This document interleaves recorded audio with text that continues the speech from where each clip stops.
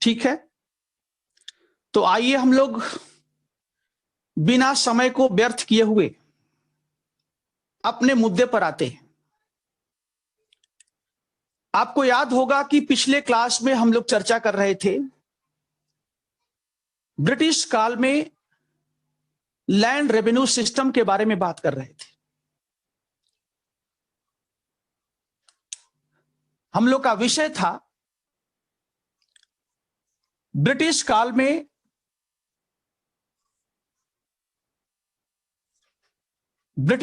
में भू राजस्व व्यवस्था।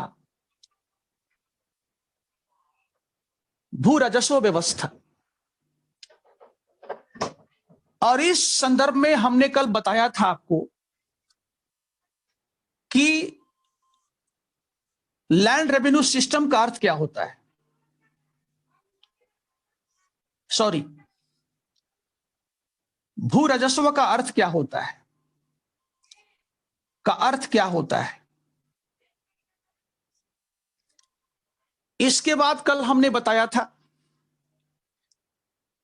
कि कोई किसान सरकार को रेवेन्यू क्यों देता है, और दूसरी बात, सरकार के पास किसानों से उनके उत्पादन का एक अंश लेने का अधिकार कैसे है। इन दोनों प्रश्नों के बारे में कल आपको हमने बता दिया था, और आज हमारा चर्चा का विषय होगा कि ब्रिटिश काल में जो ब्रिटिश सरकार है उसका लैंड रेवेन्यू सिस्टम के पीछे क्या उद्देश्य है, उसका मंशा क्या है, नंबर 1, यानी उद्देश्य क्या है,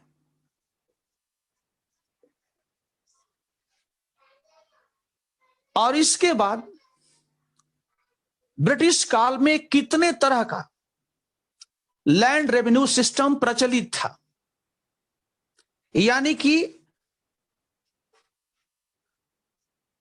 भू राजस्व व्यवस्था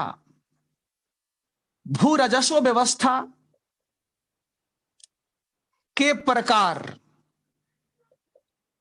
प्रकार। और इसके बाद हम लोग अलग अलग सबके बारे में डिटेल्स में चर्चा करेंगे, और सभी से हम प्रश्न भी बनाएंगे। जो पहले आ गया है उसको बताया जाएगा, और फ्यूचर में क्या आ सकता है उसके बारे में भी हम संकेत देंगे, जैसा कि हम इसके पहले करते आए हैं। ठीक है, तो लेट अस सी कि ब्रिटिश सरकार का जो लैंड रेवेन्यू सिस्टम है उसका क्या उद्देश्य है। बहुत सिंपल है बच्चों, बहुत सिंपल। उसका पहला उद्देश्य है कि भू राजस्व निर्धारित हो। पहला उद्देश्य है कि जो लैंड रेवेन्यू है वह निर्धारित हो, नंबर 1। दूसरा उद्देश्य है वह निश्चित हो। तीसरा उद्देश्य है वह नियमित हो।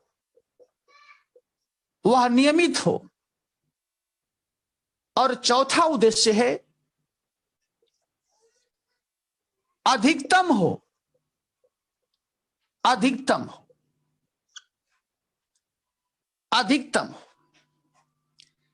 यानी ये डिफाइंड हो, ये डिफिनिट हो, ये रेगुलर हो।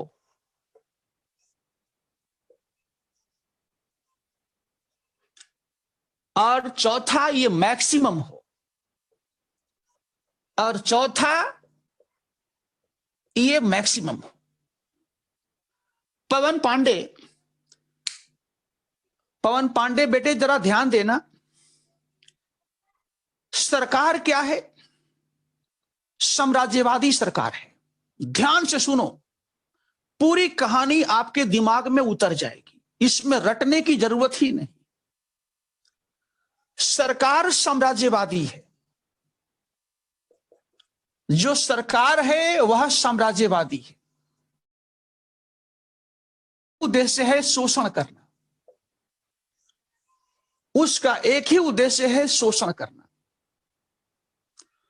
और शोषण करने के लिए ही सरकार भारत में आर्थिक क्षेत्रों में कई नियमों को बनाया, ताकि यहां के संसाधनों का दोहन किया जा सके, उनका शोषण किया जा सके। समझिए बात।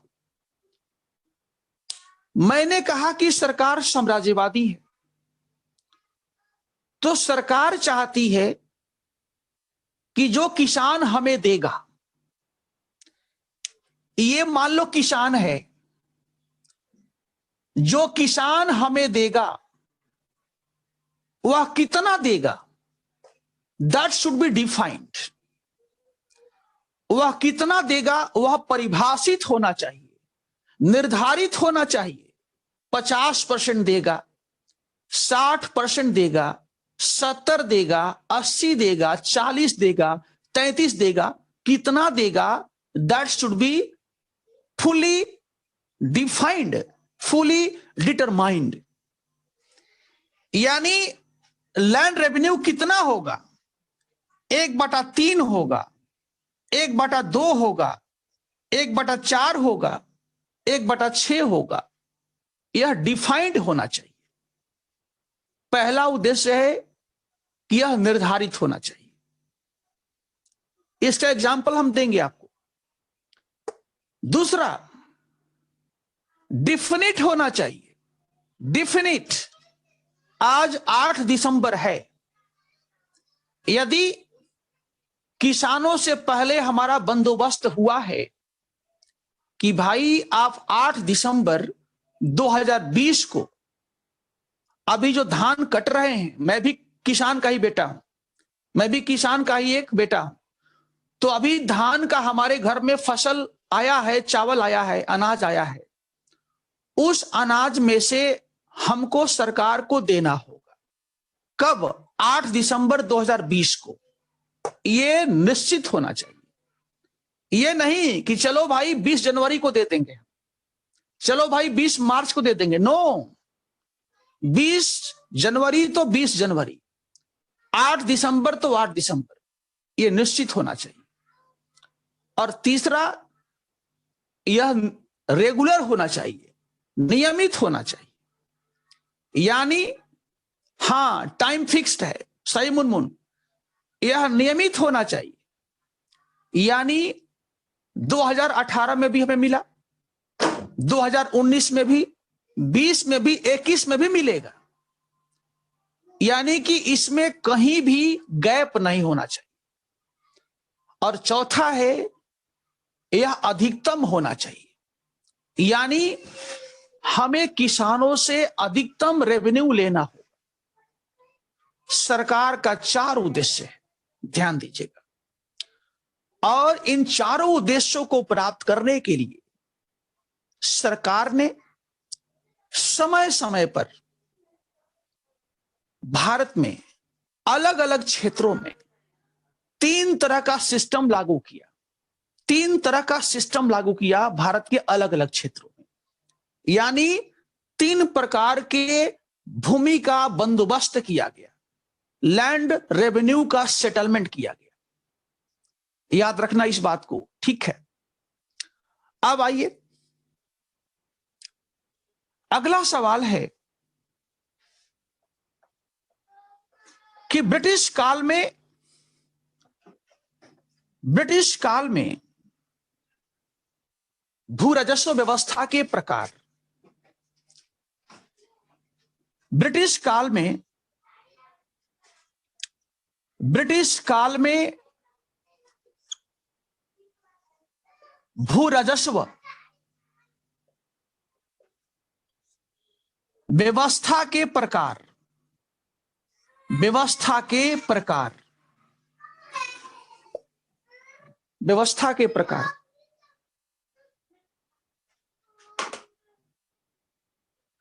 व्यवस्था के प्रकार, इसमें सबसे पहला हो गया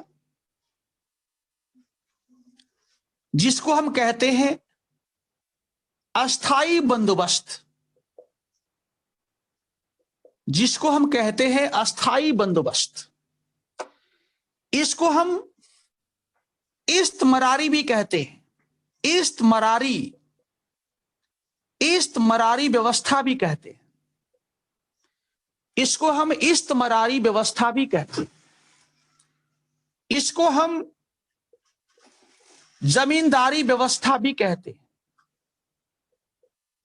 इसको हम जमींदारी व्यवस्था भी कहते हैं। यानी इसका 3 नाम है, अस्थाई बंदोबस्त, इस्तमरारी और जमींदारी। यह पहला व्यवस्था है। जो दूसरा व्यवस्था है उसको हम कहते हैं रैयतवाड़ी व्यवस्था, रैयतवाड़ी व्यवस्था। जो दूसरा है उसे हम कहते हैं रैयतवाड़ी व्यवस्था। और जो तीसरा है उसे हम कहते हैं महालवाड़ी व्यवस्था, महालवाड़ी व्यवस्था, उसे हम कहते हैं महालवाड़ी व्यवस्था। यही तीनों सिस्टम जो है पूरे ब्रिटिश काल में प्रचलित रहे, ध्यान रखना। चौथा कोई सिस्टम नहीं आया, केवल 3 सिस्टम। ठीक है, यानी हम देखेंगे बच्चों, जरा मैप बना सकते हैं आप, मैप बना करके, कि भौगोलिक रूप से भारत में कुल ब्रिटिश भूभाग का, भारत में कुल ब्रिटिश क्षेत्र का 19% भाग पर, 19% भाग पर लागू था अस्थाई बंदोबस्त। इसका एरिया जो है पूरे भारत में ब्रिटिश क्षेत्र का 19%, 19%। जबकि रैयतवाड़ी व्यवस्था, हाँ सही बात है ज्योति, बंगाल, बिहार, उड़ीसा हम चर्चा करेंगे ज्योति। अभी बस केवल एक हम इंट्रोडक्शन दे रहे हैं, परिचय दे रहे हैं। जो रैयतवाड़ी व्यवस्था है वह भारत में कुल ब्रिटिश भूभाग का 51% भाग पर लागू था, 51% भाग पर लागू था। रैयतवाड़ी सिस्टम जो है पूरे भारत में ब्रिटिश क्षेत्र का 51% भाग पर लागू था। अब कितना बचा? 30%। भाई 19 ये हो गया, 51, 70 हो गया, शेष कितना बचा? 30%। जो 30% भाग है वहां लागू किया गया महलवाड़ी सिस्टम, वहां लागू किया गया महलवाड़ी सिस्टम। ठीक है, इतना क्लियर हो गया? हाँ सही ज्योति, पंजाब है, यूपी है, आपने सही बताया। मध्य प्रदेश भी है ज्योति, मध्य प्रदेश का क्षेत्र भी है ज्योति। यूपी, बंगाल, यूपी, पंजाब और मध्य प्रांत, ध्यान रखना। ठीक है, अब चलो बच्चों, अब आपके सामने एक बहुत ही महत्वपूर्ण सवाल हम देने जा रहे हैं। एक बहुत अच्छा क्वेश्चन है मेरा। ठीक है, सवाल यह है कि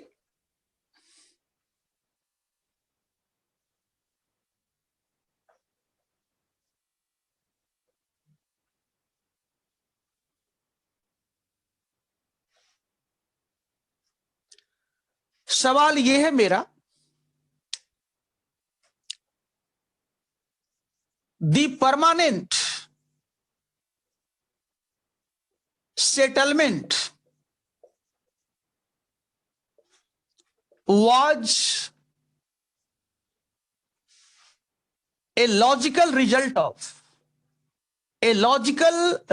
of the various experiments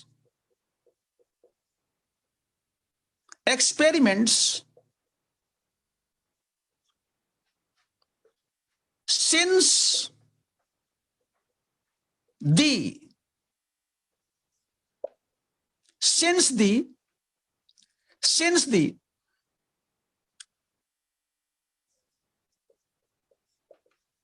getting of Diwani rights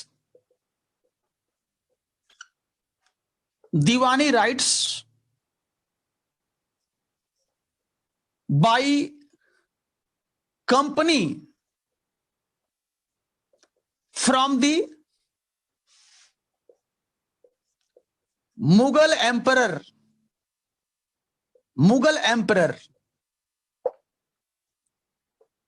इस कथन को स्पष्ट कीजिए, इस कथन को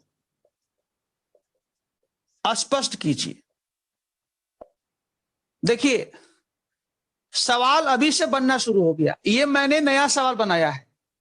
देखिए होता क्या है, आप देखेंगे, आप भी फील करते होंगे कि कभी कभी कोई क्वेश्चन आपके दिमाग में नहीं रहता है, पहले से आपके दिमाग में कोई क्वेश्चंस नहीं रहता है, लेकिन जब पढ़ते हैं या पढ़ाते हैं उस दौरान कुछ प्रश्न आपके दिमाग में आने लगते हैं कि ये भी हो सकता है। तो मैं इसे आपके लिए बनाया और इसका उत्तर मैं बताऊंगा आपको। पहले आप सवाल पढ़ लीजिए ध्यान से।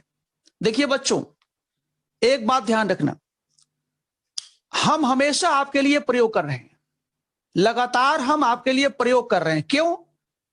क्योंकि यूपीएससी अपने प्रश्नों को रिपीट नहीं करती है, यूपीएससी अपने प्रश्नों को बार बार रिपीट नहीं करती है।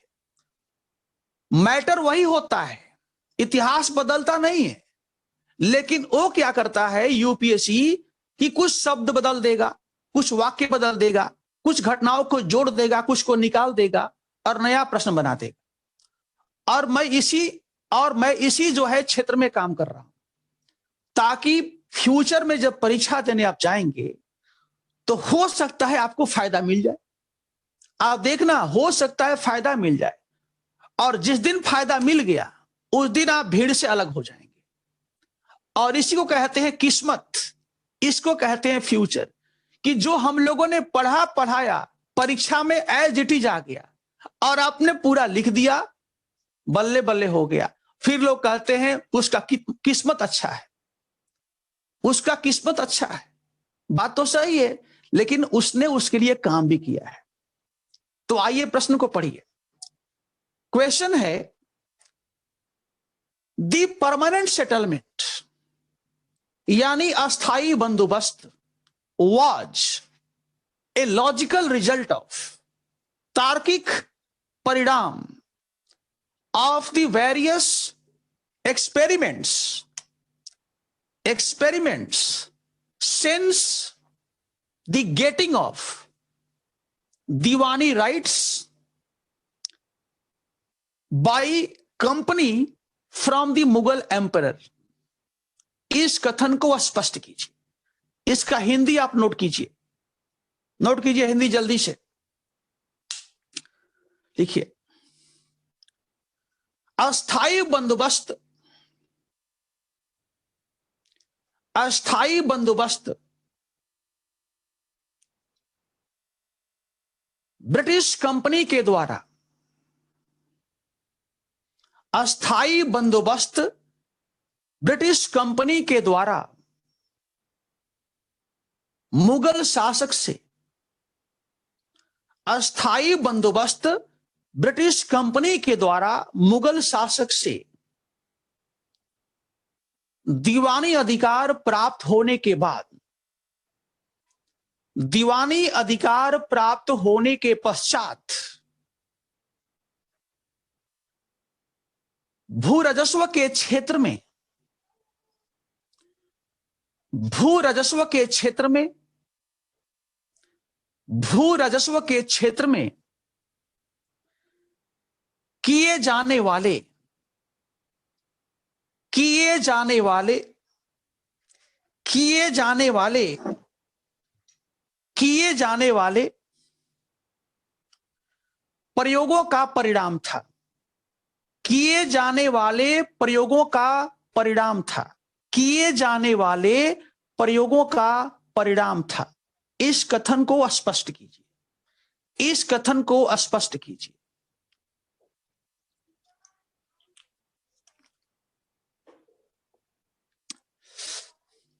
आपने लिख लिया? हो गया?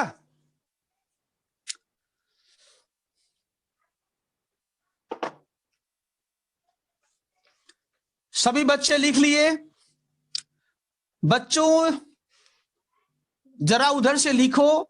आप लोग लिख लिए? All of you have written? सभी बच्चे लिख लिए? ओके प्रियंका। ओके बच्चों, नाउ लेट अस सी।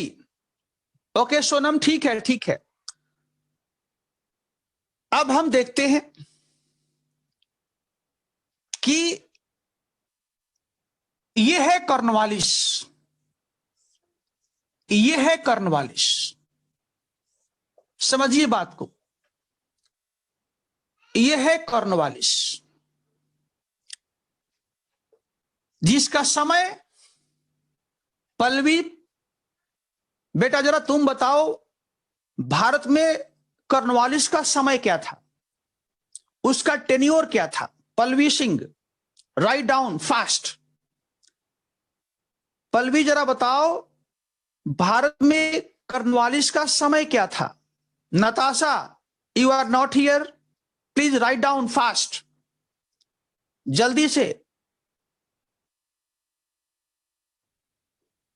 बाजुरा, बाजुरा खातून। मुनमुन तुमने सही बताया। पल्लवी बिल्कुल सही, बिल्कुल सही। बाजुरा खातून, राइट डाउन। बाजुरा, बाजुरा। ठीक है विद्या, बहुत सुंदर, बहुत बढ़िया। बाजुरा का अभी तक आंसर नहीं आया। Sonam very good. Akash very good. ठीक है, चलो आगे बढ़ते हैं हम। ठीक है, इसका समय था 1786 टू 1793। बिल्कुल ध्यान से सुनिए। यानी हम लोग चर्चा क्या कर रहे हैं? अभी हमारा चर्चा का विषय है, अभी हमारा चर्चा का विषय है क्या? Evolution of land revenue system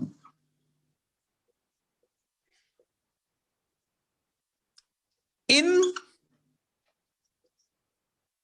Bengal, Bihar, Orissa. अभी मैं इसके बारे में बात करूंगा। क्यों? बहुत सिंपल है।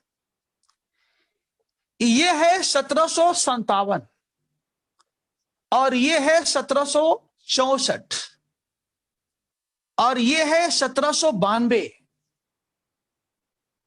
यह है 1792। ठीक है, समझिए बात को। यानी सबसे पहले भारत में बच्चों ध्यान रखना, सबसे पहले भारत में जो ब्रिटिश कंपनी है वह अपना साम्राज्य बनाती है। कहां पर? बंगाल में। सबसे पहले साम्राज्य उसका बनता है बंगाल में।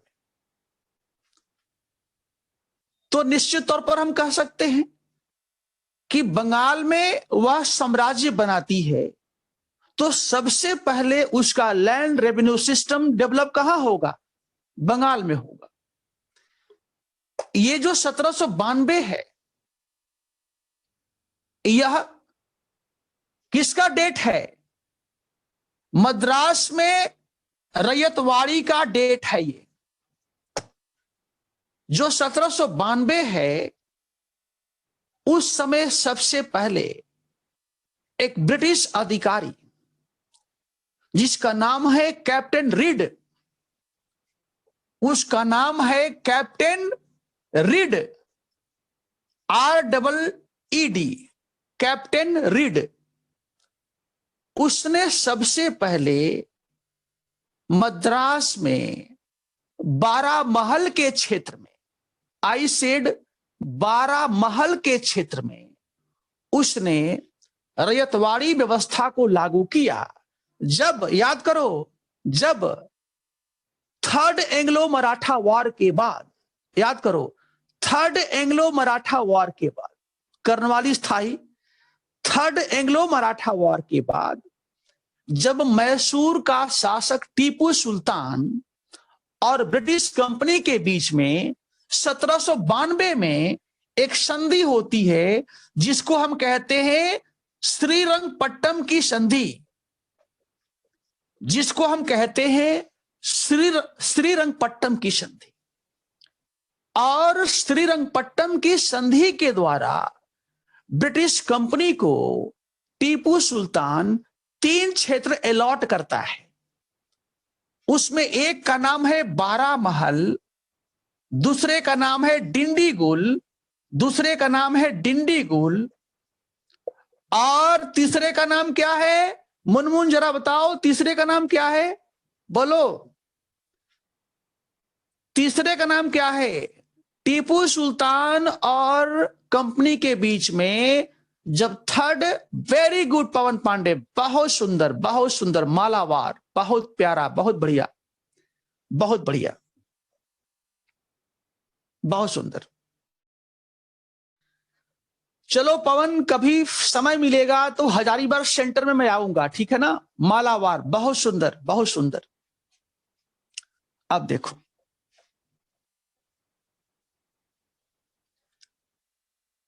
तो मुझे लगता है कि आपको आंसर मिल गया। कारण जो जगह पहले होगा वहां सिस्टम पहले आएगी, जो सिस्टम पहले आएगा, जो जगह पहले आएगा वहां सिस्टम पहले आएगी। यानी ये जो बंगाल है, ये जो बंगाल है, यह कंपनी को मिल गया कब?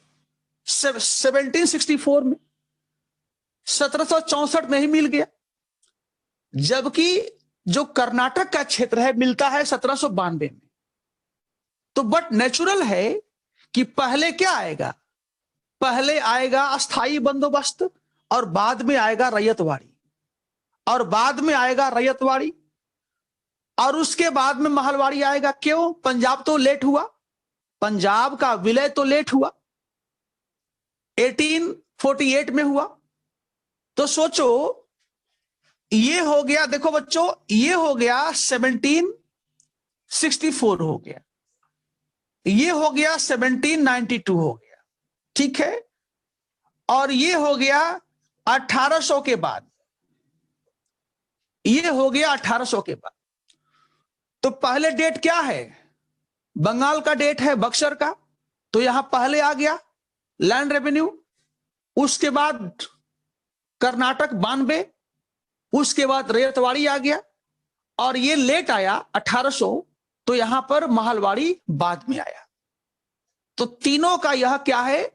ये क्रोनोलॉजी है, तीनों का ये कालक्रम है कि पहले अस्थाई बंदोबस्त, इसके बाद रैयतवाड़ी, और इसके बाद महलवाड़ी। तो आइए हम अब चलते हैं, सबसे पहले कहां? बंगाल की ओर चलते हैं। सबसे पहले हम चलते हैं बंगाल की ओर।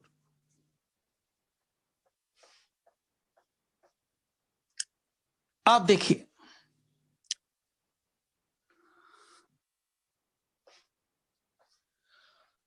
हम लोग का जो विषय होगा वह होगा ब्रिटिश काल में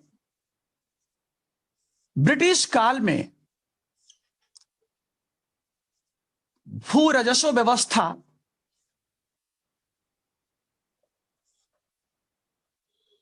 का विकास का विकास का विकास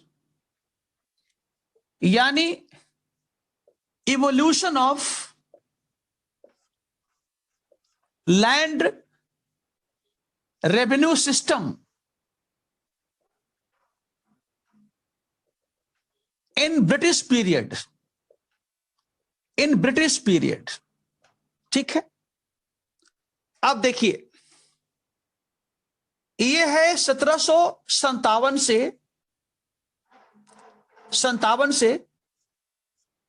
60, ये हो गया। यहां क्या मैं लिखता हूं? एक्सपेरिमेंट। यहां क्या एक्सपेरिमेंट है? यानी प्रयोग। हम लोग का पहला हेडिंग क्या है?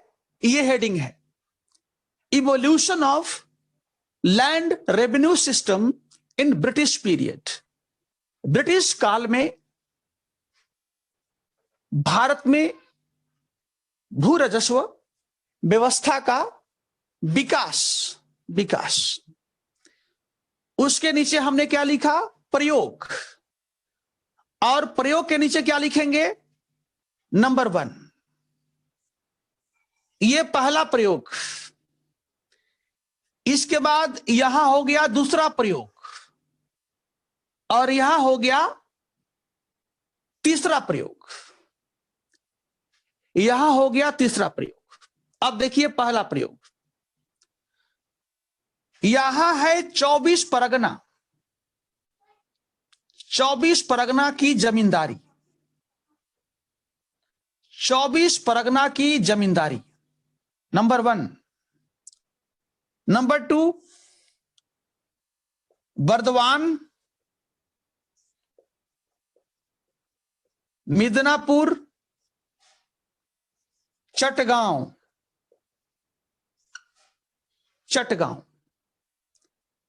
यहां क्या है? 1765 से लेकर 1772 तक, 1765 से 1772 तक। यहां क्या है? 1772 से लेकर 1786 तक, 1786 तक। और फिर इसके बाद तीसरा 1786 टू 1793। ठीक है, यहां पर कॉर्नवालिस है,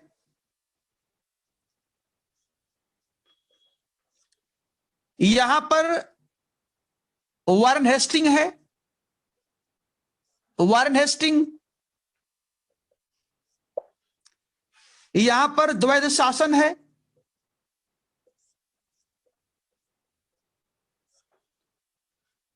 और यहां भी एक तरह से नवाब का शासन है। तो ये हमारे पास एक डायग्राम बन गया, ये सारणी बन गया हमारे पास। टू शो, ध्यान दीजिए, ये हमारे पास एक डायग्राम है, सारणी है। टू शो, ध्यान से, to show how did British land revenue system come to emerge।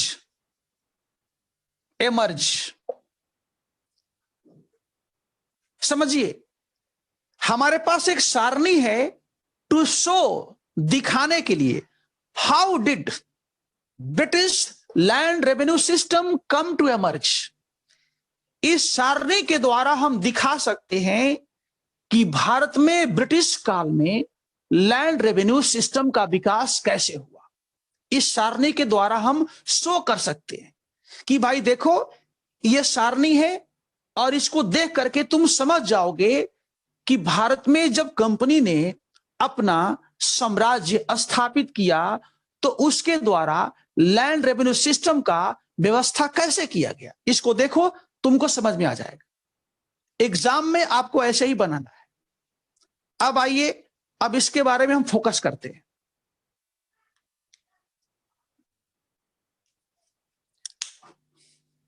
ध्यान से सुनिए, बस ध्यान से।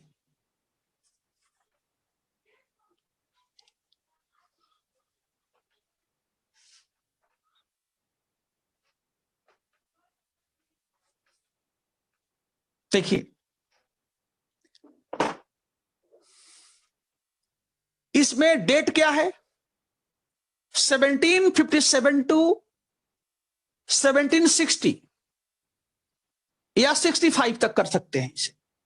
इसे 65 तक कर सकते हैं, कोई दिक्कत नहीं, कर ही देते हैं इसको हम।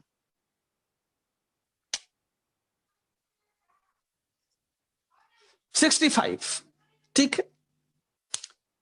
अब रेगुलर हो गया। अब देखिए क्या होता है।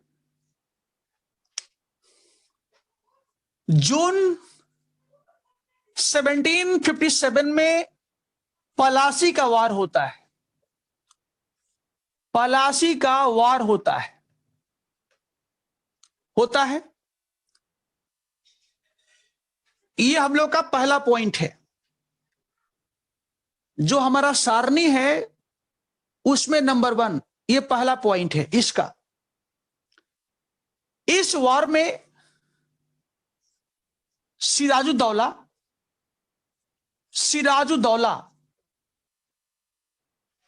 की पराजय होती है और मीर जाफर बंगाल का नवाब बनता है। मीर जाफर बंगाल का नया नवाब बनता है। मीर जाफर बंगाल का नया नवाब बनता है। उसने पुरस्कार में, मीर जाफर नवाब बनने के बाद पुरस्कार में कंपनी को देता है 24 परगने की जमींदारी। 24 परगने की जमींदारी देता है किसको? ब्रिटिश कंपनी को 24 परगने की जमींदारी देता है। समझिए, यानी अब 24 परगने के क्षेत्र से जो रेवेन्यू आएगी उस पर ब्रिटिश कंपनी का अधिकार माना जाएगा। मान लीजिए ये 24 परगना का क्षेत्र है। मान लीजिए ये 24 परगना का क्षेत्र है। अब यहां से जो किसान हैं वे लोग अपना रेवेन्यू मीर जाफर को नहीं देंगे, बल्कि देंगे इंग्लिश कंपनी को देंगे। अब 24 परगने के किसान अपना रेवेन्यू मीर जाफर को ना देकर के देंगे किसको? ब्रिटिश कंपनी को देंगे, क्योंकि मीर जाफर ने इस क्षेत्र को, ये पॉइंट क्लियर हो गया। आप देखिए इसके बाद क्या होता है। सितंबर 1760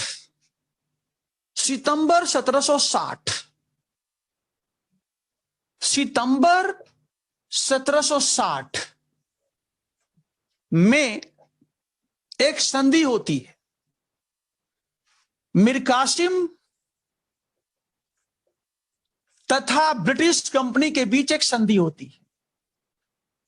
ब्रिटिश कंपनी के बीच एक संधि होती है सितंबर 1760 में, और इस संधि के द्वारा आपको दिखाई दे रहा होगा बर्दवान, मिदनापुर और चटगांव। बर्दवान, मिदनापुर और चटगांव 3 क्षेत्र मीर कासिम ने दिया किसको? ब्रिटिश कंपनी को दे दिया। मीर कासिम ने दे दिया किसको? ब्रिटिश कंपनी को। यानी अब कंपनी के पास बंगाल में 4 क्षेत्र हो गए, पलासी के द्वारा 24 परगना और इस संधि के द्वारा 3 और क्षेत्र, बर्दवान, मिदनापुर, चटगांव, यानी 4 क्षेत्रों की मालिक बन गई ब्रिटिश कंपनी। अब देखिए, अब यहां समस्या यह है कि ये ब्रिटिश कंपनी है, ये ब्रिटिश कंपनी है और इसके पास 4 क्षेत्र आ गए, 1, 2, 3 और 4, ये 4 क्षेत्र आ गए। अब कंपनी के सामने समस्या यह थी, इन चारों क्षेत्रों से रेवेन्यू कैसे लिया जाए, यहां के किसानों से हम रेवेन्यू कैसे लेंगे। तो उस समय कंपनी के पास समय था नहीं, अभी तो कंपनी केवल अपना पैर जमा रही थी बंगाल में। तो कंपनी ने सोचा कि एक काम करते हैं, इसको हम ठेका पर दे देते हैं, इसको हम ठेका पर दे देते हैं, इसको हम ठेका पर दे देंगे। जो सबसे ऊंची बोली लगाएगा, ऊंची बोली लगाएगा, जो सबसे ऊंची बोली लगाएगा उसको हम ठेका पर दे देंगे। मान लीजिए पवन पांडे हैं, हमारे छात्र हैं।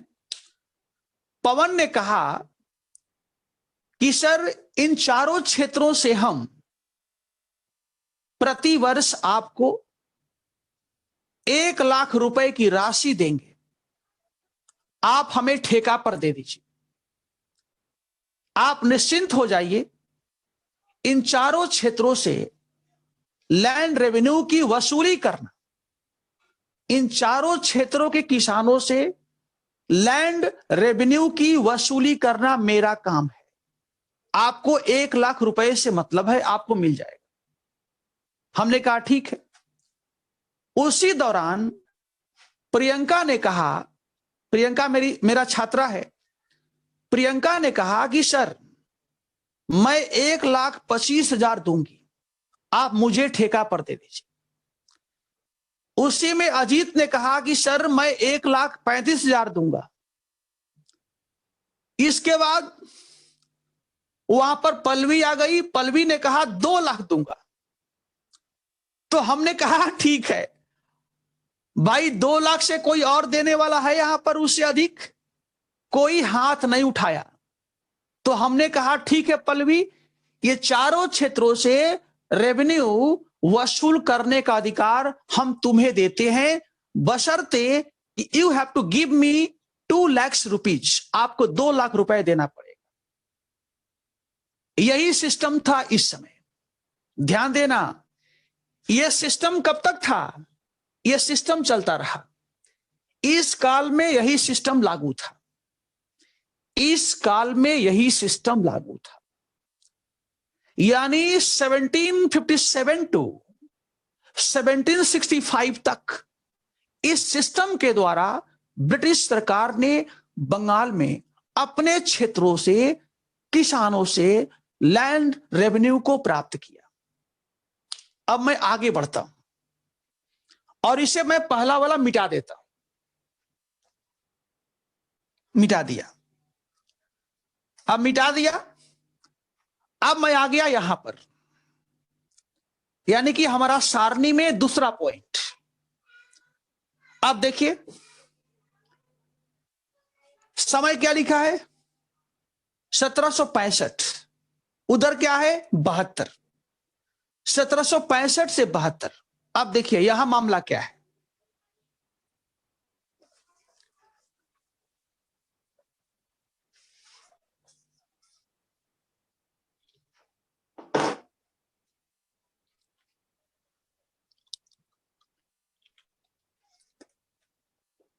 देखिए, यह है अक्टूबर 1764, अक्टूबर 1764 है। इस समय एक वार होता है जिसको हम कहते हैं बक्सर का वार। बक्सर युद्ध होता है। इस समय होता है बक्सर युद्ध, बक्सर वार होता है। इस वार में क्या होता है कि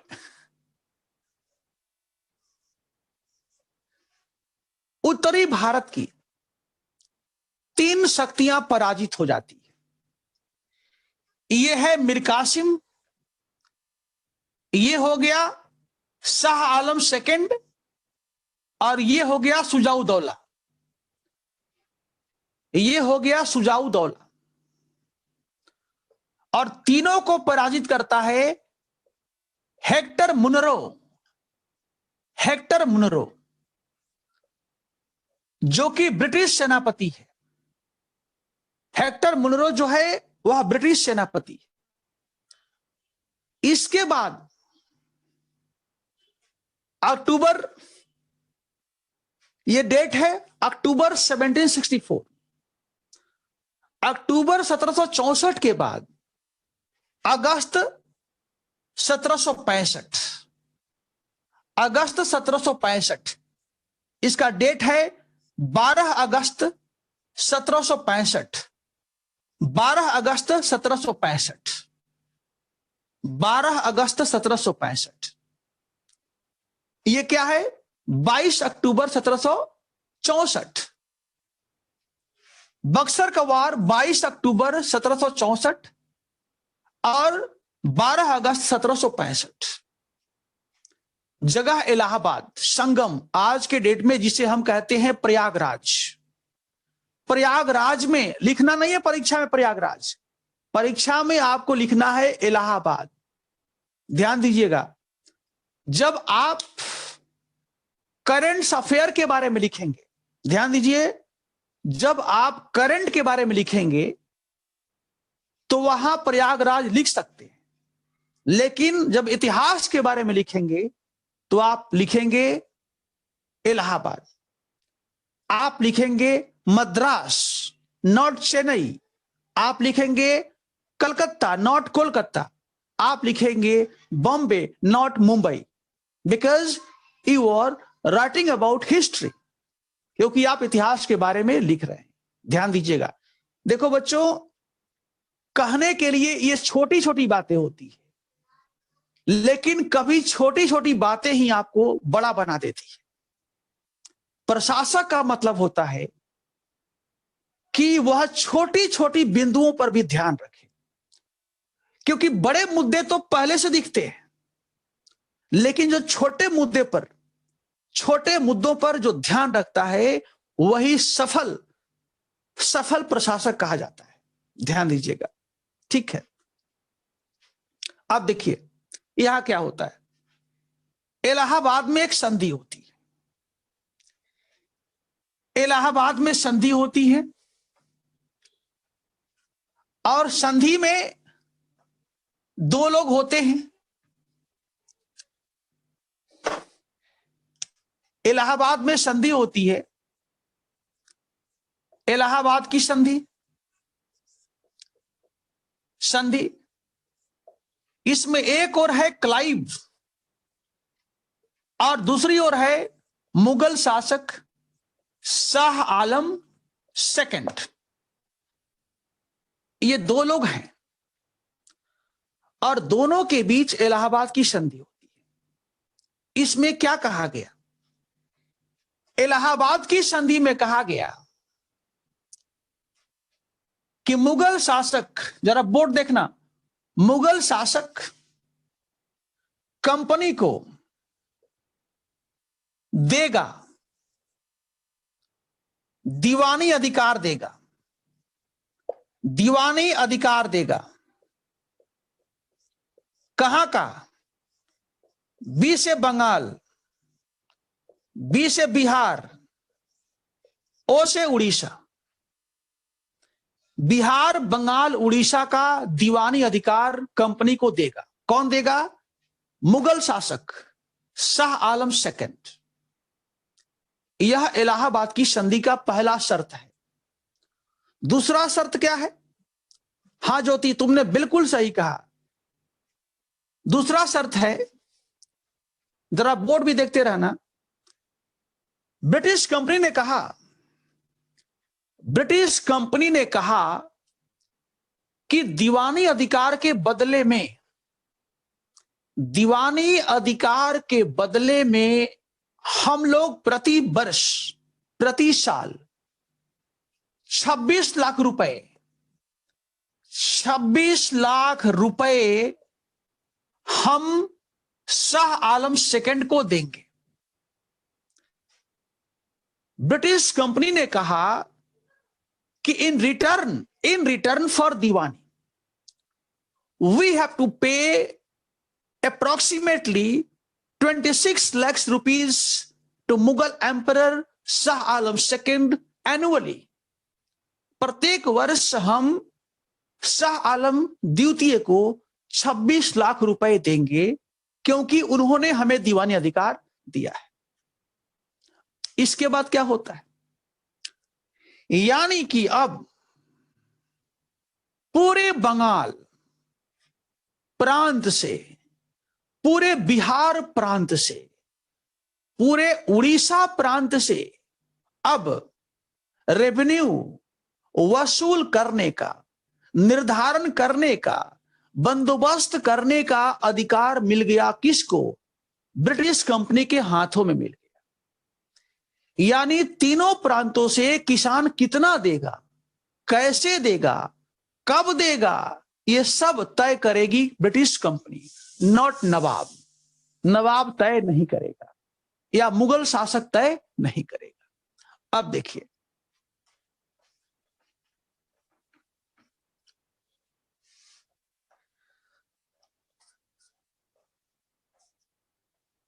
इस समय हिंदुस्तान में जो ब्रिटिश गवर्नर था, ही वॉज लॉर्ड क्लाइव। उसका नाम था लॉर्ड क्लाइव। आपको याद होगा कि क्लाइव पहली दफा 1757 से लेकर और 1760 तक रहा बंगाल में गवर्नर।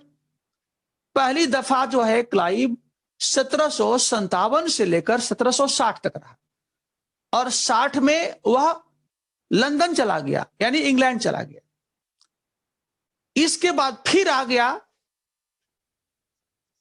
मई 1765 में आ गया। फिर कब आया? मई 1765, यानी बक्सर के वार के बाद आया, मई 1765। और कब तक रहा? 1767, 2 साल रहा। ठीक है ना? 1765 से 1767 तक 2 साल रहा। ध्यान दीजिएगा। अब देखिए, इस समय क्लाइव था। आइए मुद्दे पर, मेन मुद्दे पर। इस समय क्लाइव गवर्नर था। इस समय क्लाइव जो है गवर्नर था बंगाल का। उसने कहा कि हमें तीनों प्रांतों का, बंगाल, बिहार, उड़ीसा, तीनों प्रांतों का हमें दीवानी अधिकार तो मिल गया। दीवानी अधिकार तो मिल गया, लेकिन हम वसूल कैसे करेंगे? इन तीनों प्रांतों से हम लैंड रेवेन्यू को कैसे वसूल करेंगे? इसका वसूली कैसे होगी? लॉर्ड क्लाइव कहता है। आगे क्या कहता है? क्लाइव कहता है कि हमारे सामने समस्या यह है, नंबर 1, कि हमारे पास प्रशिक्षित अधिकारी नहीं है, हमारे पास ट्रेंड ऑफिसर नहीं है। हमारे पास ट्रेंड ऑफिसर्स नहीं, प्रशिक्षित अधिकारी नहीं। नंबर 2, हमें यहां के जो रेवेन्यू सिस्टम है उसका हमें जानकारी नहीं है, उसके बारे में पर्याप्त हमारे पास जानकारी नहीं। यहां के रेवेन्यू सिस्टम के बारे में कि किसान कैसे देता है, क्यों देता है, इसके बारे में हमें नॉलेज भी नहीं है। और तीसरी बात कि यदि हम अपने आप को रेवेन्यू की वसूली में इन्वॉल्व करते हैं तो हमारा जो व्यापार वाणिज्य है वह क्या होगा? बाधित होगा, बाधित होगा, वह बाधित होगा हमारा। ठीक है, यानी यदि हम अपने करते हैं तो यहां समस्या आएगी और हमें नुकसान अधिक होगा, लाभ कम होगा, क्योंकि हमारे पास रेवेन्यू ऑफिसर नहीं जो काफी दक्ष हो। नंबर 2, यहां के परंपराओं के बारे में हमें पता नहीं कि लैंड रेवेन्यू सिस्टम के बारे में क्या परंपराएं हैं। और नंबर 3, यदि हम उसमें लगते हैं वसूल करने में तो सालों भर हम करते रह जाएंगे और हमारा जो व्यापार वाणिज्य है वो चौपट हो जाए। तो क्लाइव ने क्या किया? तो क्लाइव ने कहा कि हम एक काम कर सकते हैं। क्या करेंगे भाई? देखिए,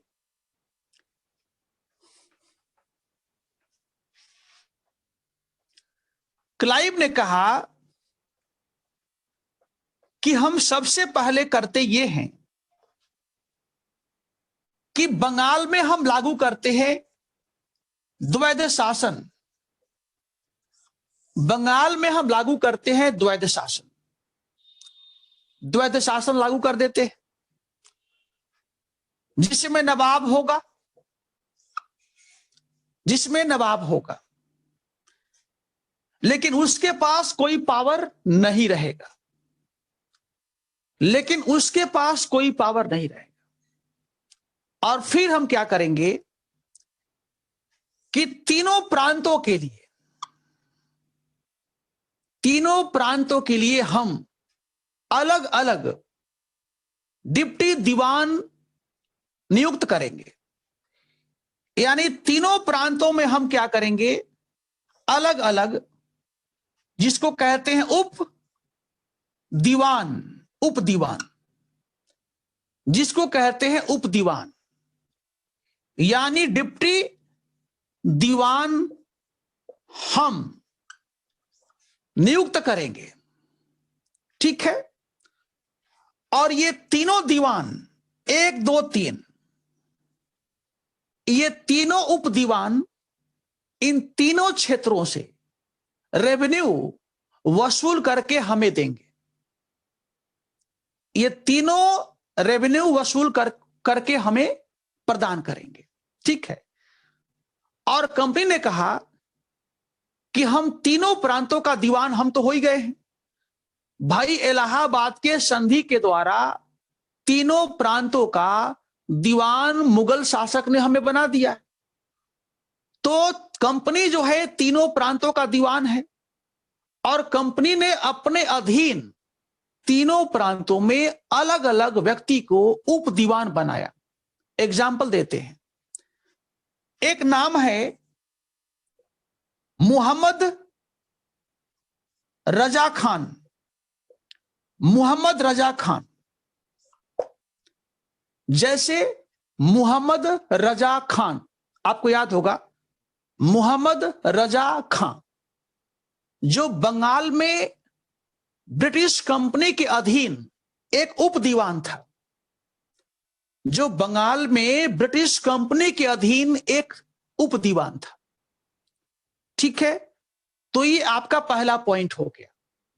यानी बच्चों ध्यान रखना, 1765 से लेकर 1772 के बीच में, ये मेरा फाइनल पॉइंट है, इसको ध्यान से नोट कर सकते हो, नोट कर लीजिए। नंबर 1, 1765 से लेकर 1772 के बीच, लिखिए 1765 से लेकर 1772 के बीच द्वैध शासन के दौरान, द्वैध शासन के दौरान, द्वैध शासन के दौरान लैंड रेवेन्यू के निर्धारण के लिए, लैंड रेवेन्यू के निर्धारण के लिए, भू राजस्व के निर्धारण के लिए, भू राजस्व के निर्धारण के लिए ब्रिटिश कंपनी के द्वारा उठाया गया कदम, ब्रिटिश कंपनी के द्वारा उठाया गया कदम, ब्रिटिश कंपनी के द्वारा उठाया गया कदम, उठाया गया कदम।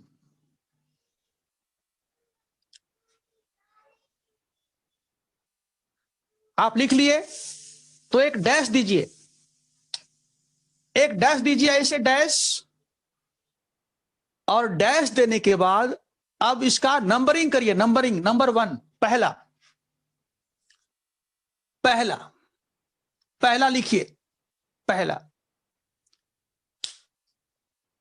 ब्रिटिश कंपनी चूंकि अभी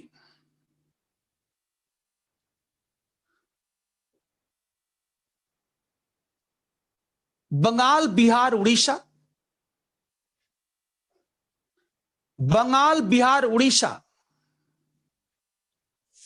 के क्षेत्रों से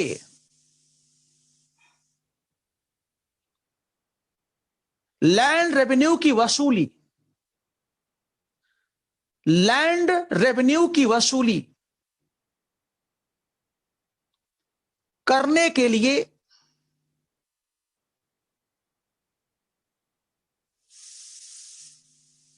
तकनीकी स्तर पर, तकनीकी स्तर पर मजबूत नहीं थी, तकनीकी स्तर पर मजबूत नहीं थी, तकनीकी स्तर पर मजबूत नहीं थी। जैसे, जैसे योग्य अधिकारियों का अभाव, जैसे योग्य अधिकारियों का अभाव, नंबर 1, जैसे योग्य अधिकारियों का अभाव, नंबर 1, नंबर 2, यहां के परंपराओं का, यहां के परंपराओं के संदर्भ में,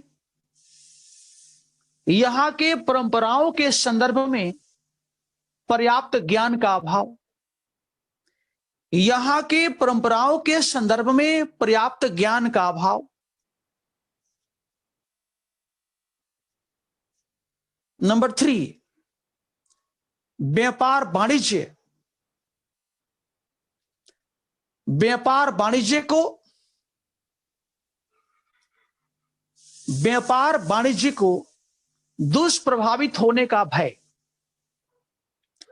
व्यापार वाणिज्य को दुष्प्रभावित होने का चिंता, व्यापार वाणिज्य को दुष्प्रभावित होने का चिंता, होने का चिंता।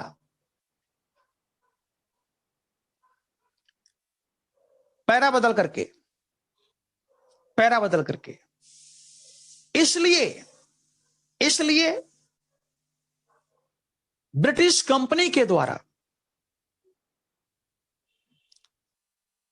इसलिए ब्रिटिश कंपनी के द्वारा इस क्षेत्र में, इस क्षेत्र में निम्न कदम उठाए गए, इस क्षेत्र में निम्न कदम उठाए गए, इस क्षेत्र में निम्न कदम उठाए गए, डैश, निम्न कदम उठाए गए, डैश, डैश दीजिए। और डैश देने के बाद फिर नंबरिंग करिए, डैश देने के बाद फिर नंबर डालिए। नंबर 1, पहला बंगाल, बिहार, उड़ीसा। बंगाल, बिहार, उड़ीसा में अपने अधीन उप दीवान बनाना, अपने अधीन उप दीवान बनाना, अपने अधीन उप दीवान बनाना। जैसे बंगाल में मोहम्मद रजा खां, मोहम्मद रजा खां। जैसे बंगाल में मोहम्मद रजा खां, बंगाल में मोहम्मद रजा खां। बिहार में राजा सिताब राय, राजा सिताब राय।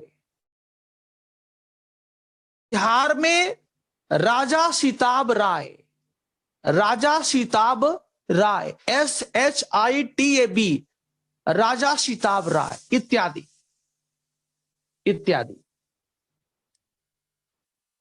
नंबर 2, दूसरा, इसी में दूसरा कदम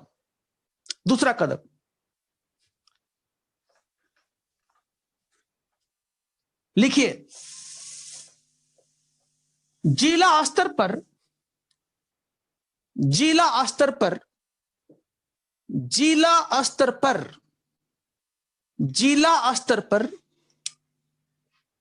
रेवेन्यू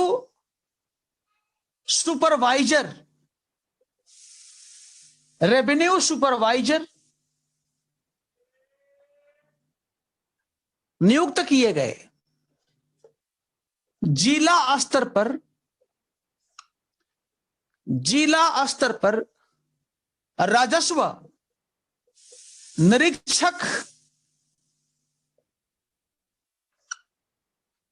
नियुक्त किए गए। जिला स्तर पर रेवेन्यू सुपरवाइजर नियुक्त किए गए।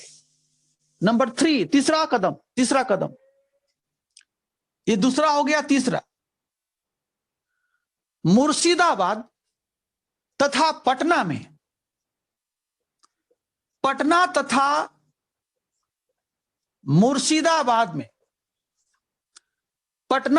मुर्शिदाबाद में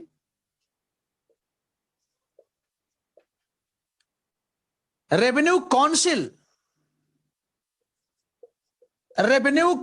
स्थापित किया गया। रेवेन्यू काउंसिल स्थापित किया गया। पटना तथा मुर्शिदाबाद में रेवेन्यू काउंसिल स्थापित किया गया। चौथा, कलकत्ता में कंट्रोलिंग काउंसिल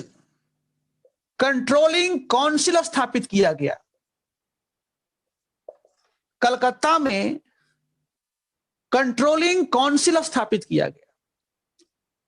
कलकत्ता में कंट्रोलिंग काउंसिल स्थापित किया गया। नंबर 5, पांचवा नंबर,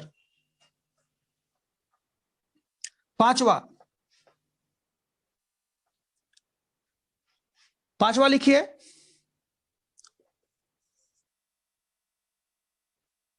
रेवेन्यू वसूल करने का दायित्व ऊंची बोली लगाने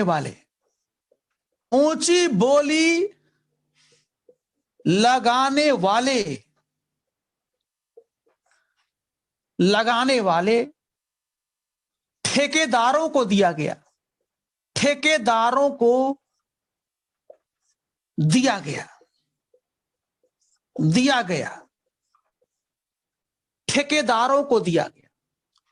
ऊंची बोली लगाने वाले ठेकेदारों को दिया गया। 5 पॉइंट आपका हो गया। अब लिखिए परिणाम। अब लिखिए परिणाम। अब लिखिए परिणाम। अब लिखिए परिणाम। लिखिए 1770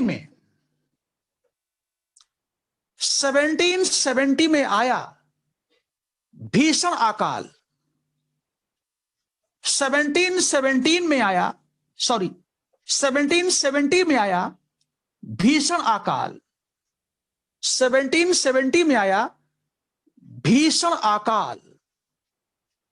भीषण अकाल बंगाल में 1/3 जनसंख्या मारा गया। 1770 में आया भीषण अकाल बंगाल में 1/3 जनसंख्या मारा गया। 1/3 जनसंख्या मारा गया। लेकिन रेवेन्यू की वसूली तथा जमा समय पर, लेकिन रेवेन्यू की वसूली प्लस जमा समय पर, समय पर 1 पैसा भी, 1 पैसा भी रेवेन्यू में कम नहीं हुआ। 1 पैसा भी रेवेन्यू में कम नहीं हुआ। 1 पैसा भी रेवेन्यू में कम नहीं हुआ। 1 पैसा भी रेवेन्यू में कम नहीं हुआ। हुआ के बाद एक डैश दीजिए। हुआ के बाद एक डैश। हुआ के बाद एक डैश। हुआ के बाद एक डैश और इसके बाद लिखिए आनंद मठ। आनंद मठ। आनंद मठ बंकिम चंद्र में मार्मिक चित्रण, मार्मिक चित्रण, मार्मिक चित्रण खड़ी पाई।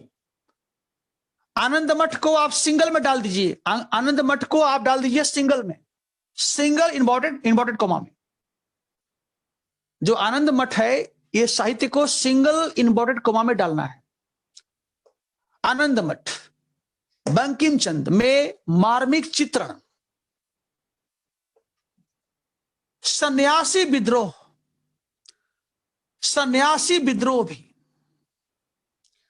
सन्यासी विद्रोह भी इसका ही परिणाम, इसका ही परिणाम।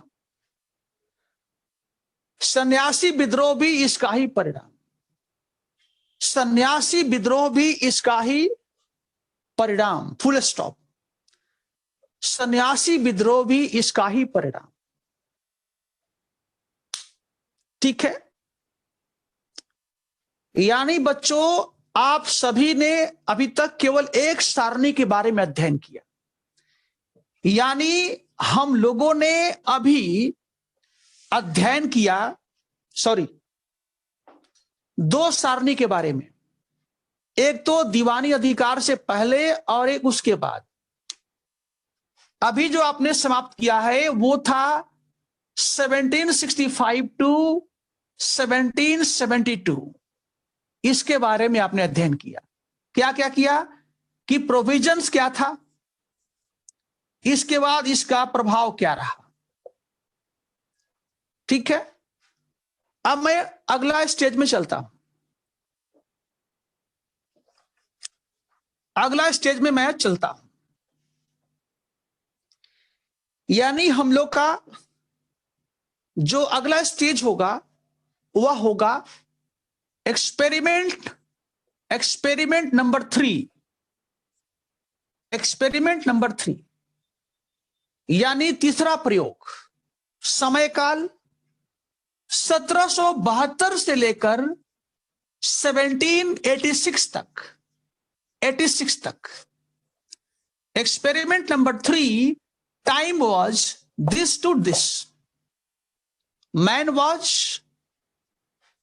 वारेन हेस्टिंग, आदमी है वारेन हेस्टिंग, जो उस समय बंगाल का गवर्नर जनरल था,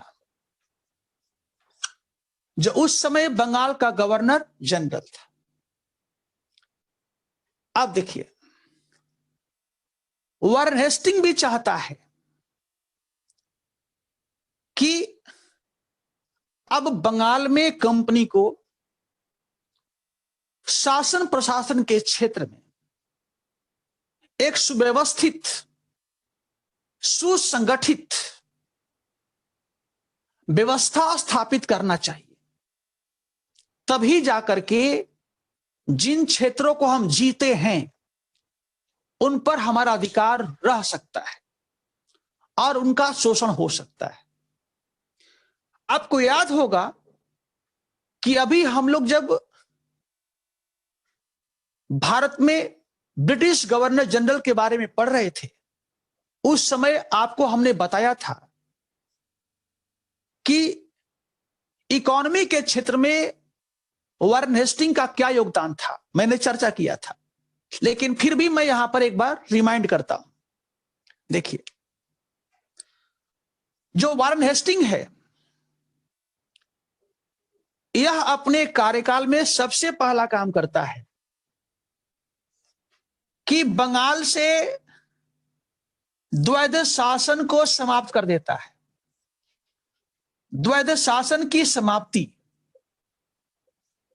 बंगाल से द्वैध शासन की समाप्ति, यह पहला कदम था। बंगाल से द्वैध शासन की समाप्ति, यह पहला कदम। इसके बाद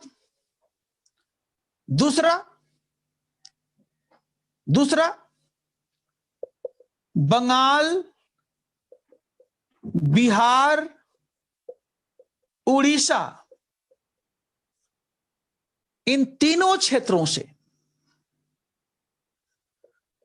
लैंड रेवेन्यू की वसूली करने का दायित्व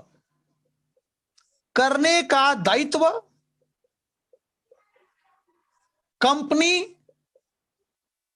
प्रत्यक्ष रूप से अपने हाथ में ले लेती है, अपने हाथों में लेती है, अपने हाथों में लेती है। नोट कर लीजिए, वारेन हेस्टिंग का पहला काम क्या था? द्वैध शासन की समाप्ति। दूसरा काम क्या था? बंगाल, बिहार, उड़ीसा में लैंड रेवेन्यू की वसूली हेतु दायित्व प्रत्यक्ष रूप से अपने हाथों में ले लेना।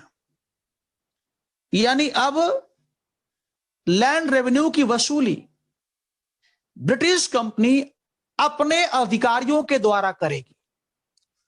अब भारतीय अधिकारी या भारतीय लोग अब इस वसूली को नहीं करेंगे।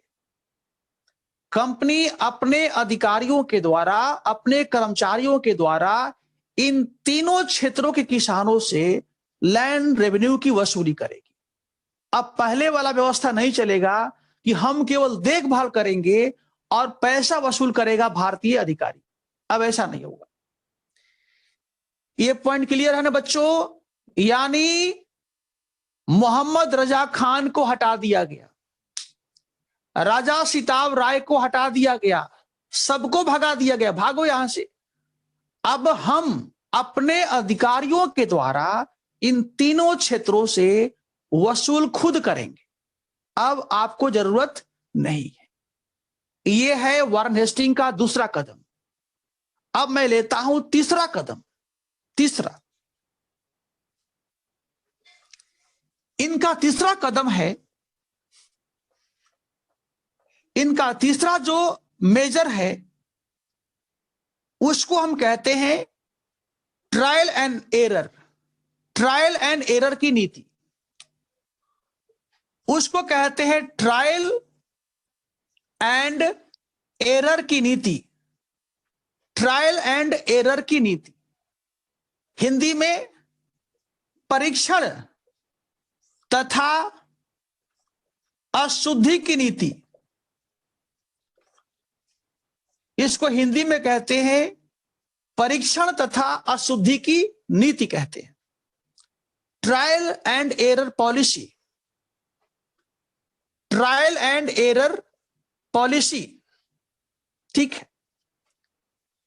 अब यहां सवाल यह है कि इस नीति का क्या उद्देश्य था। ट्रायल एंड एरर की जो नीति है इसका उद्देश्य क्या था? वेरी सिंपल, ये बंगाल हो गया, ये बिहार हो गया, ये उड़ीसा हो गया, ये बंगाल हो गया, ये बिहार हो गया और ये उड़ीसा हो गया। इस नीति का उद्देश्य है, इस नीति का उद्देश्य है, ध्यान रखना बाजुरा तुमने सही कहा, लेकिन हम थोड़ा सा और अच्छा बनाना चाहते हैं। बाजुरा ने लिखा है कि सर सुधार करना, बाजुरा का उत्तर है कि रेवेन्यू सिस्टम में सुधार करना। नाइस है, लेकिन थोड़ा सा खतरनाक बनाया जाए। बाजुरा इसे थोड़ा खतरनाक बनाया जाए, ध्यान रखना। क्योंकि रिफॉर्म कहोगी ना बाजुरा, तो रिफॉर्म सकारात्मक होता है। बाजुरा ध्यान रखना, सुधार सकारात्मक होता है। और ये जो व्यक्ति है ना, ये साम्राज्यवादी है, इसे सुधार की बात मत करो। इन लोगों से सुधार की बात मत करो। सुधार करते हैं तो वहां भी इनका ध्यान होता है कि कैसे हम अधिक से अधिक ले लें। ध्यान दीजिएगा, इस पॉलिसी का उद्देश्य है, इस पॉलिसी का उद्देश्य है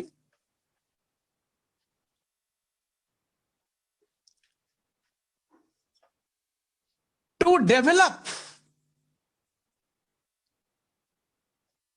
a systematic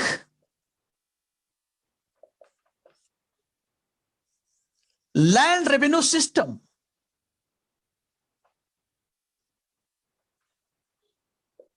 to get maximum benefits। इनका उद्देश्य यही है, to develop a systematic land revenue system to get maximum benefits.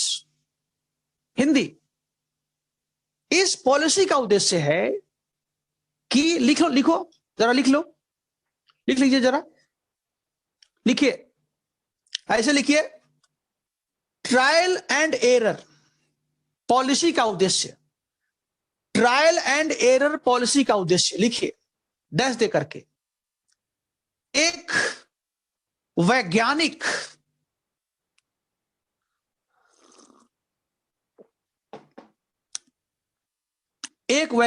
तथा सुव्यवस्थित, एक वैज्ञानिक तथा सुव्यवस्थित लैंड रेवेन्यू सिस्टम का विकास करना। एक वैज्ञानिक तथा सुव्यवस्थित भू राजस्व व्यवस्था का विकास करना, ताकि अधिकतम लाभ अर्जित किया जा सके, ताकि अधिकतम लाभ अर्जित किया जा सके, ताकि अधिकतम लाभ अर्जित किया जा सके।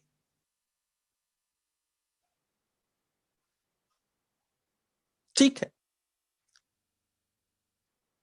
उसके बाद अगला पॉइंट लिखिए, इसी में अगला पॉइंट लिखिए, वारेन हेस्टिंग के द्वारा, वारेन हेस्टिंग के द्वारा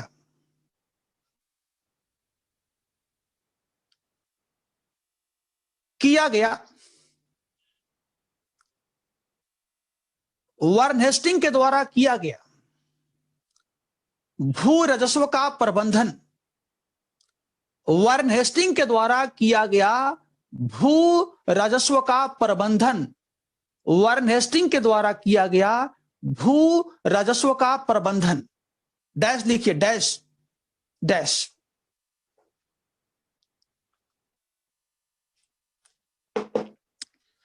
सबसे पहला पॉइंट डैश दे करके, सबसे पहला पॉइंट,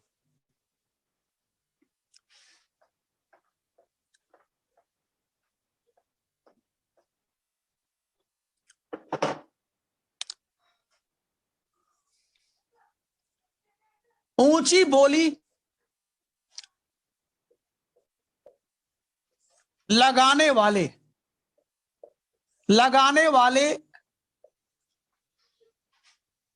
ठेकेदारों को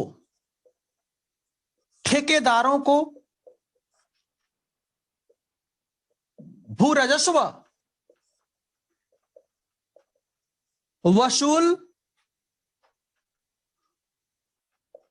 वसूल करने का अधिकार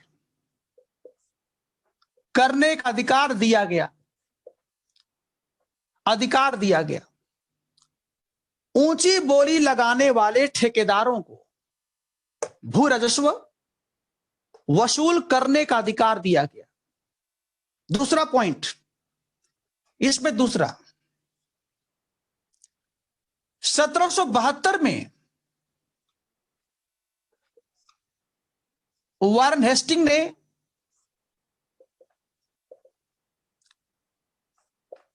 ने भू राजस्व प्रबंधन के लिए पंचवर्षीय व्यवस्था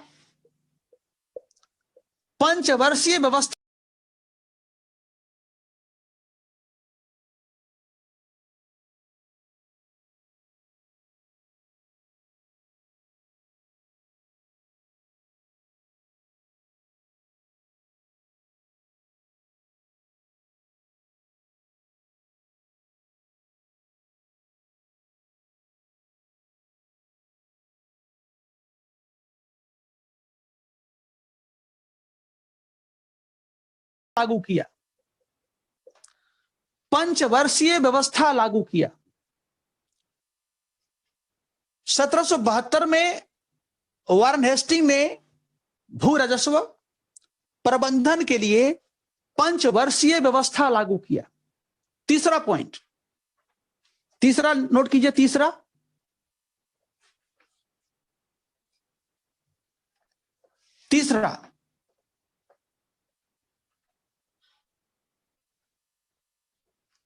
है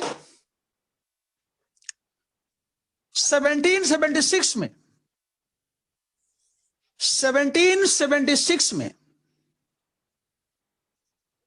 पंचवर्षीय व्यवस्था को रद्द करके एक वर्षीय व्यवस्था को लागू किया गया। एक वर्षीय व्यवस्था को लागू किया गया।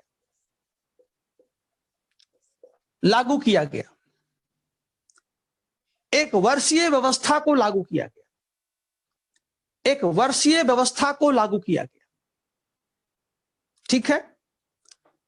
अब हम लिखेंगे इस समय में, मतलब इस सारणी में इसका प्रभाव क्या रहा।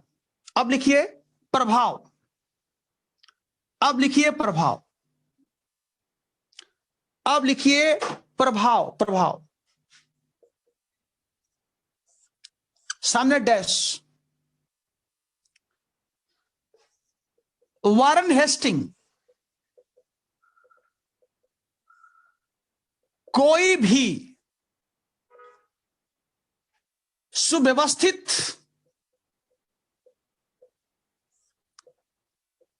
भू राजस्व पद्धति विकसित नहीं कर पाया।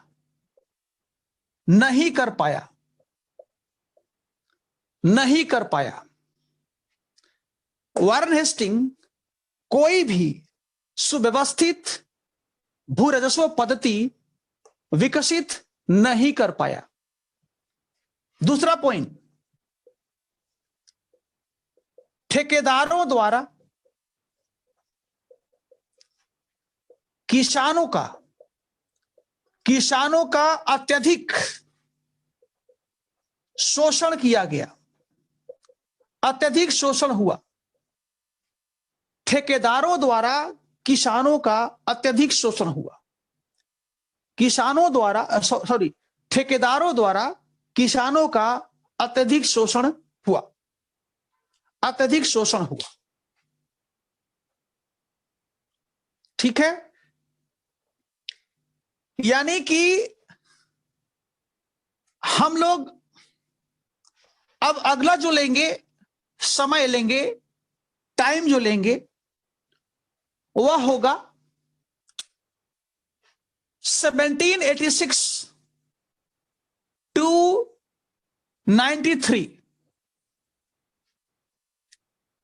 यानी बच्चों ये 57 से 65 हो गया, ये 65 से 72 हो गया।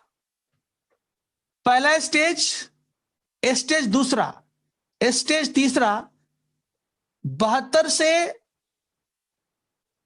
ये 72 से 86 हो गया, 72 से 86, और चौथा हो गया 86 से 93।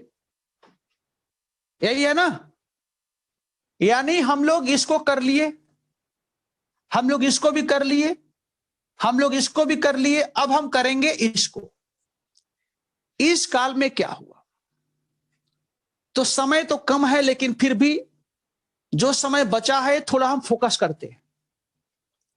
देखिए, इस काल में भारत में कंपनी का गवर्नर जनरल कौन है? लॉर्ड कॉर्नवालिस है। लॉर्ड कॉर्नवालिस ब्रिटिश कंपनी का गवर्नर जनरल है, और इसके द्वारा, हां, गवर्नर जनरल है। और इंग्लैंड का यह एक जमींदार है।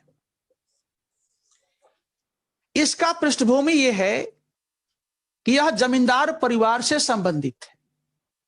इसका खानदान जो है इंग्लैंड में जमींदार है, खुद ही जमींदार है। तो जमींदार है तो इसको समझ है, लैंड रेवेन्यू के बारे में इसको समझ है। अब देखिए, कॉर्नवालिस का सबसे पहला उद्देश्य है कि भारत में एक सुसंगठित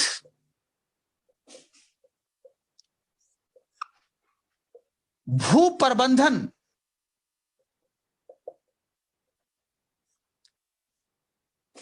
भू राजस्व का प्रबंधन, ऐसे लिखिए, भारत में एक भू राजस्व का प्रबंधन कैसे किया जाए, कैसे किया जाए, कैसे किया जाए। और इसके लिए कॉर्नवालिस ने सबसे पहला काम किया, एक समिति बनाया, एक समिति बनाया, एक समिति बनाया। किस लिए? टू डिस्कस, चर्चा करने के लिए।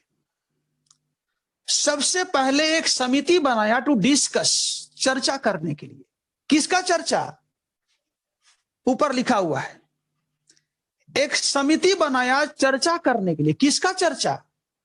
To develop a well organized scientific systematic land revenue system को डेवलप करने के लिए एक समिति बनाया कि आपस में हम लोग विचार करेंगे, और विचार करने के बाद हम लोग क्या बनाएंगे, एक सुसंगठित लैंड रेवेन्यू सिस्टम को बनाएंगे। अब देखिए, समय आपके पास, समय खत्म हो गया क्या, जरा बताएंगे? समय, टाइम, वी हैव टाइम और वी हैव नो टाइम। समय है क्या? हाँ जी, यस सर। कितना समय है भाई? समय कितना बचा है? मुनमुन, समय कितना बचा है?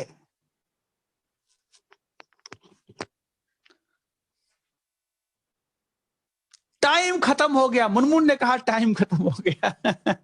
कंप्लीट हो गया। कोई बात नहीं, चलिए प्रियंका, ठीक है, चलो कोई बात नहीं है।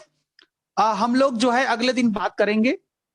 हाँ, बात तो सही है रोहित, 1 घंटा 35 मिनट ही क्लास चला है, कोई दिक्कत नहीं है। चलो हम लोग कल बात करते हैं, ठीक है ना? हाँ, तो चलो हम लोग कल बात करते हैं बच्चों, बहुत इंटरेस्टिंग है, ठीक है? और हाँ, हम लोग कल बात करते हैं, चलिए ठीक है। Okay, thank you, God bless you, have nice day. Thank you, thank you.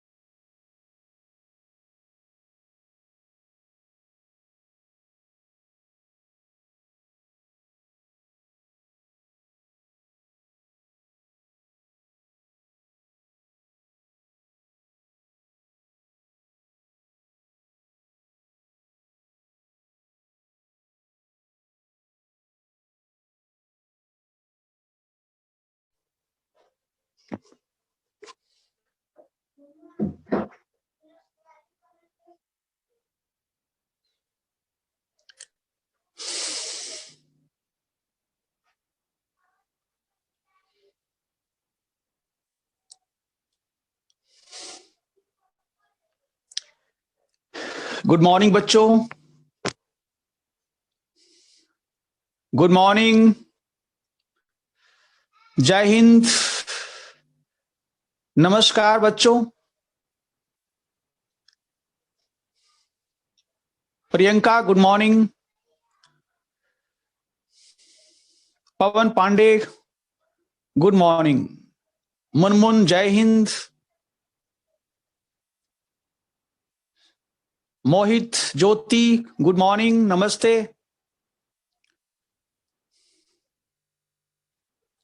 Rohit good morning.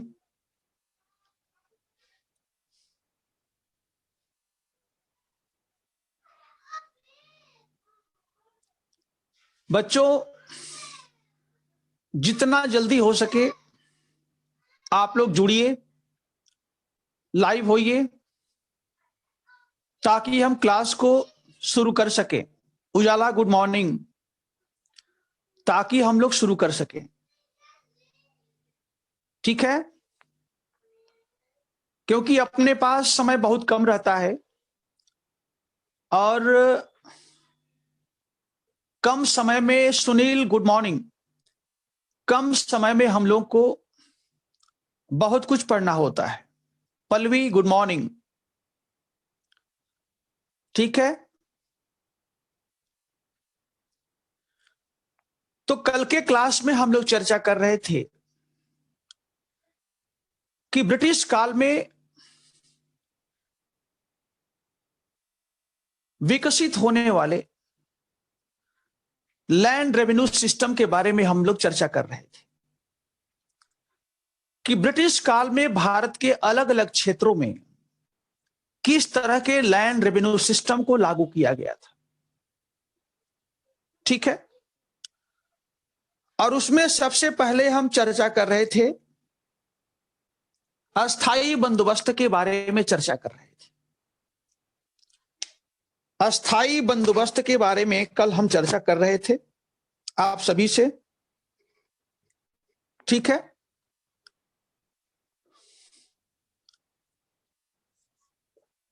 अस्थाई बंदोबस्त,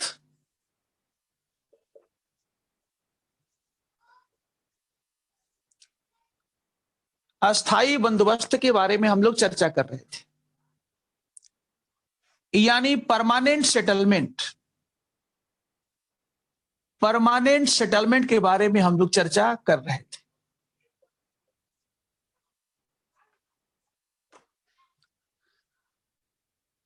ठीक है, सारे बच्चे जुड़ गए, राइट डाउन, सारे बच्चे जुड़ गए, मेरी आवाज आप तक पहुंच रही है, बोर्ड पर जो मैं लिख रहा हूं आपको दिखाई दे रहा है। दो बातों को बताइए, मेरी आवाज सब तक आ रही है and what ever I right on the board आपको दिखाई दे रहा है? इट्स ओके, ठीक है। देखिए,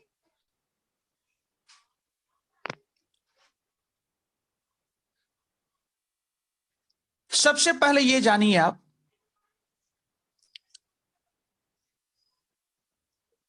कि जब कॉर्नवालिस आया था भारत में, जब कॉर्नवालिस भारत में आया था, गवर्नर जनरल बनकर, गवर्नर जनरल बनकर 1786 टू 1793 उस समय तक ब्रिटिश कंपनी के पास कोई भी संस्थागत, कोई भी संस्थागत भू राजस्व पद्धति नहीं थी, नहीं थी। कॉर्नवालिस जब आया था उस समय भारत में ब्रिटिश कंपनी के पास कोई भी संस्थागत भू राजस्व पद्धति नहीं थी, जिसके बारे में मैं कल बता रहा था कि दीवानी अधिकार प्राप्त होने के समय से ही 1765 से लेकर और 1793 तक, 1765 से 1793 तक लगातार केवल प्रयोग हो रहा था, लगातार केवल प्रयोग हो रहा था। प्रयोग इसलिए हो रहा था ताकि एक संस्थागत, एक सिस्टमेटिक, एक वैज्ञानिक लैंड रेवेन्यू सिस्टम का विकास किया जा सके। 65 से 93 के बीच में केवल प्रयोग होता रहा, जिसके बारे में कल हमने चर्चा किया था,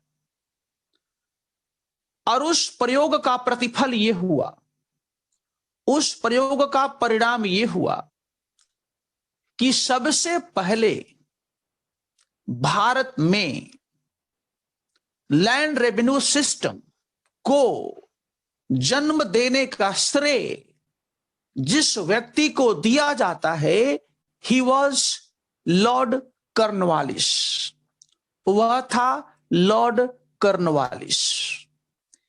इसी व्यक्ति ने सबसे पहले भारत में, एक एक शब्द पर ध्यान दीजिएगा, एक एक शब्द बहुत महत्वपूर्ण है, सबसे पहले भारत में ब्रिटिश काल में लैंड रेवेन्यू सिस्टम को डेवलप करने का श्रेय दिया जाता है लॉर्ड कॉर्नवालिस को।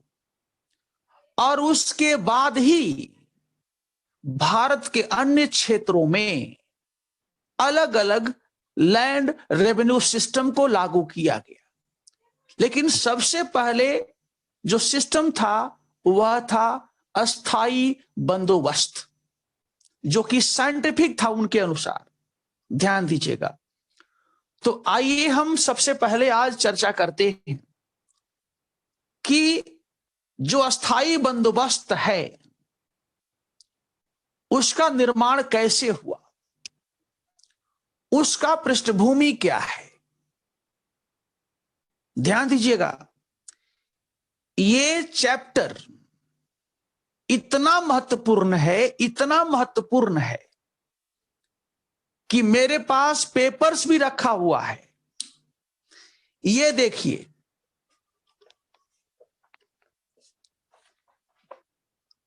मैं साबूत के तौर पर आपको दिखा रहा हूं, मेरे पास साक्ष्य है, साक्ष्य। ये देखिए, ये आपका ऑप्शनल का पेपर है, हिस्ट्री ऑप्शनल, यूपीएससी। चैप्टर का नाम है ब्रिटिश औपनिवेशिक शासन का आर्थिक प्रभाव। आपके पास होगा तो आप भी देख सकते। और इसमें कुल 15 क्वेश्चंस आए हैं। इसमें कुल 15 क्वेश्चंस आए हैं। किससे? लैंड रेवेन्यू से केवल 15।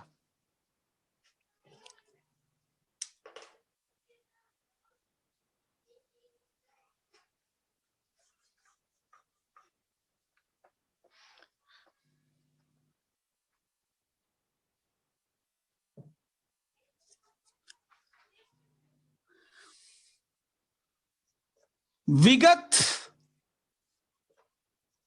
वर्षों में यूपीएससी परीक्षा में भू राजस्व पद्धति से पूछे गए सवाल, पूछे गए प्रश्न,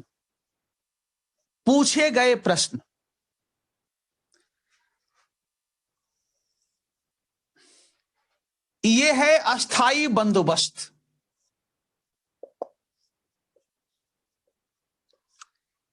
ये है रैयतवाड़ी एवं महलवाड़ी, और ये है तीनों पर आधारित।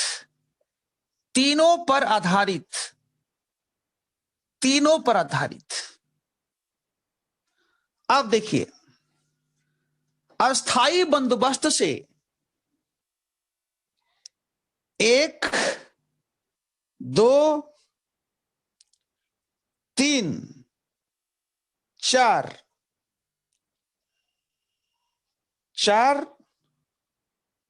5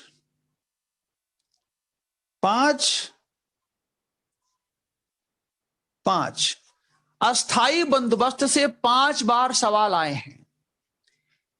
इससे 5 बार सवाल पूछे गए अस्थाई बंदोबस्त से। अब आइए रैयतवाड़ी से।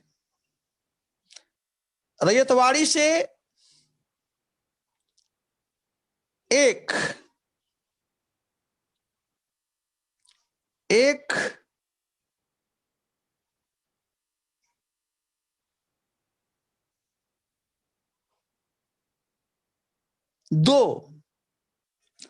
2 बार सवाल आए हैं। इससे 2 बार सवाल पूछे गए हैं रैयतवाड़ी से और महलवाड़ी से। और इसके बाद 5, 7 हो गया, 8 सवाल तीनों को मिलाकर पूछे गए।